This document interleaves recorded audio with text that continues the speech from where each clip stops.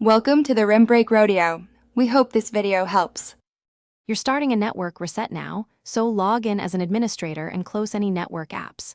Once ready, open Start, type CMD, then right-click and choose Run as Administrator. This ensures elevated rights. First command, type netch winsock reset and press Enter. This resets the Windows socket's catalog and fixes corrupt protocol handlers.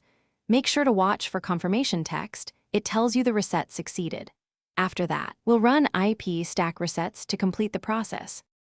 Now reset the IP stack. In the same elevated prompt, run netch int IP reset and allow it to rewrite TCP/IP registry keys. Once done, release and renew addresses. ipconfig/release, then ipconfig/renew. This drops and requests a fresh DHCP lease, which fixes bad addresses. Make sure the DHCP client service is running. If not, start it from services. MSC. Also run ipconfig/flushtons to clear the DNS resolver cache, because stale entries can block name resolution. Finish by restarting the computer. A reboot loads the repaired stacks and network drivers.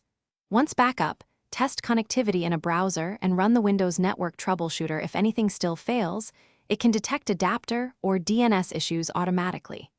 If the machine remains offline, make sure the router and cables are functioning and test a second device on the same network to isolate whether it's the PC or the network. Troubleshooting tip. If resets fail, roll back recent network driver updates or reinstall the adapter driver. Thanks for watching. Consider subscribing if we helped you.